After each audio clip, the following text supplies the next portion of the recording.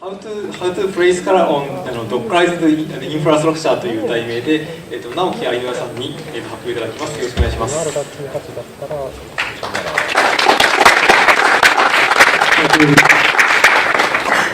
Hi, I'm Ainoya, and now I'm here today to talk about how to play Scala on Dockerized infrastructure.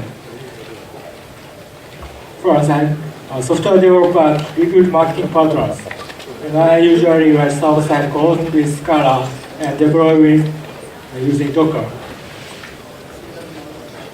Our company is hosting several web services which provide live event information, like about wedding, automobile, and education.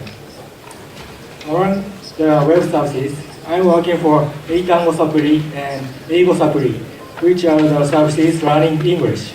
Today, I'm going to talk about some stuff of server-side technologies. First, I introduce what we are using as technology stack. At the client side, we use Swift, Android Java, and AngularJS with TypeScript. At the server side, we use Scala. Our Play application is running on AWS, and the application is containerized with Docker on EC2 container service. Client application communicate with the servers through Web API.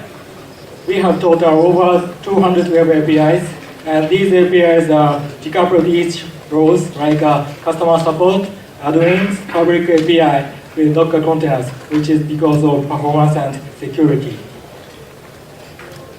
The reason why we are using Scala is easy to scale developer team. As using Scala, we can adopt DDD for our development easily, and functional feature is helpful to refactor codes.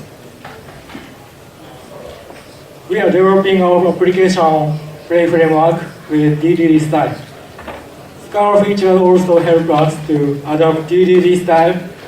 For example, in the domain layer of the layered architecture, value object is defined as object, and the entity is defined as case class. With also using protected feature, we can keep the relationship between layers clean.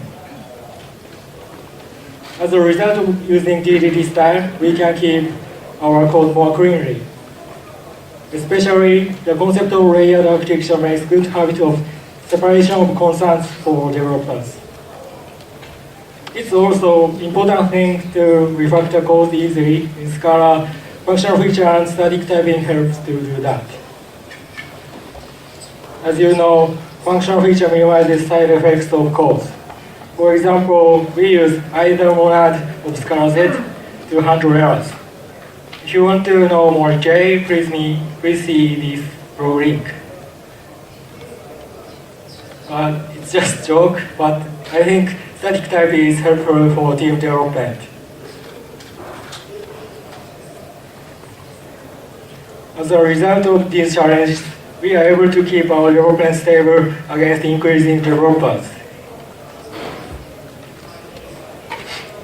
Next, let me talk about Docker infrastructure. Docker makes infrastructure immutable like a Scala code. It makes it easy to keep application environment clean and easy to deploy and maintain. And all server configuration is containerized into Docker container, so it's easy to know in what environment server is running for developers. Docker also simplifies the deploy system because when deploying, we only have to know how to run containers with command. So developers can understand the deploy system in production easily. Now, let's move on how are we operating Scala applications. At daily development, our team is writing code with IntelliJ. As usual, we run tests in memory DB and use MySQL Docker container if it's needed for some situations like migration test. We use Spec2 library to write tests.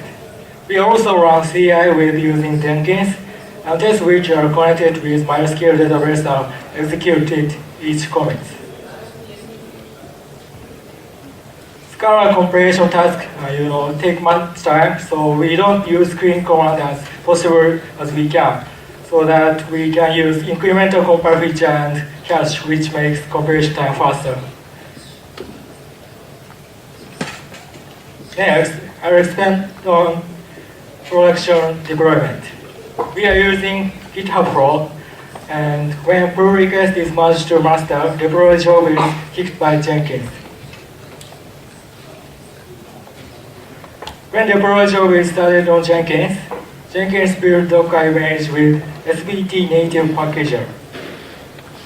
It is the SBT plugin for package application like building Docker image and building RPM package.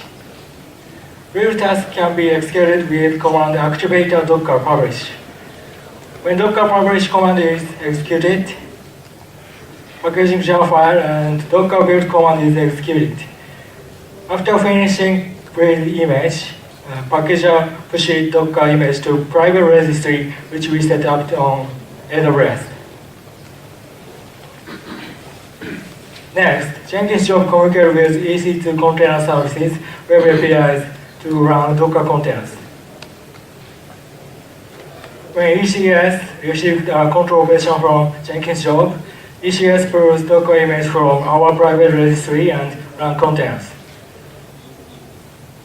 Jenkins job define each application roles, so if we want to upgrade a specific part of services, we can only upgrade services separately from other running services.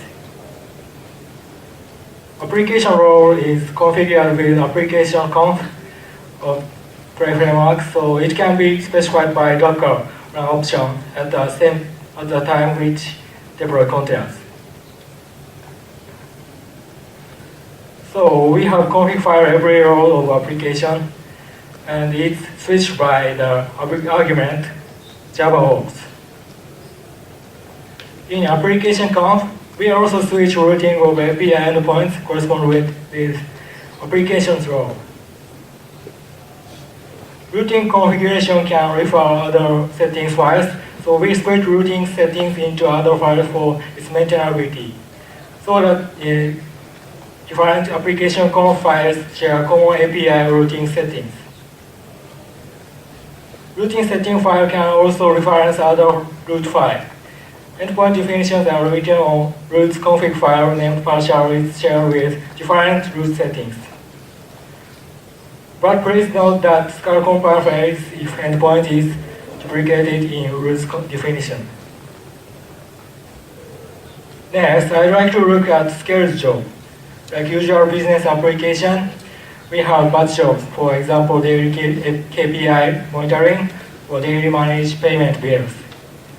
In our system, we execute such scheduled jobs with Jenkins. Scheduled job runs play application by one shot on Jenkins. To execute play application by one shot, we create jar file with assembly task. Then we can run a specific task with running jar file with command line argument, which specifies task name. This code snippet is an example of definition in the code we use with application class to execute simple tasks. Next, let me touch on database management. We use Rick and manage schema migration with Evolution. Evolution has some options, especially we use useLogs option because we have plain nodes that may potentially run Evolution at the same time. But even if useLog option is enabled, Evolution should be executed carefully because we can decide which container execute the evolution and it may potentially fail. For that reason, finally we decide to execute evolution tasks safely before deployments by one shot like batch job on Jenkins. This is evolution task example. If you check whether if evolution is needed, you can see by catching an exception below invalid database revision. At last, I would like to look at our monitoring, system monitoring. we use Datalog and ErrorBit to monitor Play application. Datalog collects general system metrics like memory heap, CC event. And ErrorBit is for watch error logs. ErrorBit is OSS clone of Airbrake, and it can also notify error log event to Slack or email. For connecting with ErrorBit, we use the Airbrake logback library. And it's very easy to configure because it only needs to write some settings into your logback XML of Play application. So, let's sum up. In this talk, I introduced how we develop and operate Scala application in production. Especially, Docker made easy to maintain our server operation. I hope my presentation helps you to try Scala application in practice. That's all for my session. Thank you for listening.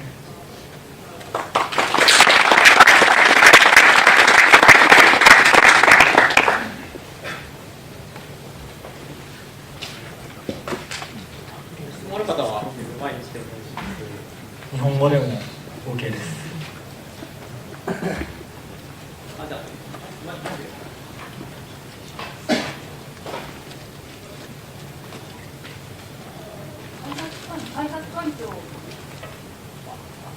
開発環境でも Docker を使っていらっしゃいますか？そうですね。開発環境で Docker を使っているのは MySQL を立ち上げるところだけで、基本的に Java の開発は IntelliJ 上の VM で動かしている感じですね。ありがとうございます。もしその Docker 上で動かしたい確認がしたいっていうケースがあるんだったら、そこは Jenkins 上のテストで何かが起きるので分かるっていう感じ。多分ローカルで Docker で JVM 進んでしまうとちょっとよく分かんなくなっちゃうっていうか、開発のスピードに遅れが出ちゃうような感じがしたので、そこは使ってないって感じです。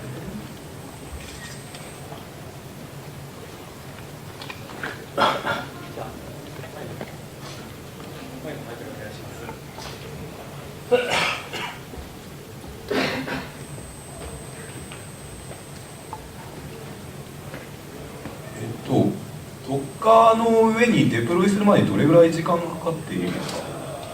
そうですね。デプロイ自体は Docker のイメージをプルしてランするところなんで、まあ3分ぐらいなんですけど、その前のスカラをコンパイルして Java を作ってっていうのが、スカラのコンパイルが長いっていうのがあって、それが大体、早くて5分ぐらいかなっていう感じで、トータルで10分ぐらいかかっちゃってるって感じですね。なんかサービスがスケールしていくに従ってその、Docker の上だけで動かしているとそのサービスの結合インフラとの結合ができなくなるから結構大変になるのかなと思ったんですけど、なんかサービスがその拡張するに従ってインフラと絡めてなんかまた大変なんでしょう、デプロイのプロセスをなんか改善していくとか。そうですね。そこはなんか ECS がうまいことやってくれるようになっていって、例えばこういうふうな、例えばそのユーザーが直接叩くパブリック API の負荷が高くなったっていう時は、単にここの Docker コンテナの数を増やすっていう2から4とかに増やすだけでスケールさせることができるんで、そこの負荷に対する拡張性っていうのは、かなり今現状の仕組みだけでも対応できるかなっていう想定でいます。わかりました。ありがとうございます。ありがとうございます。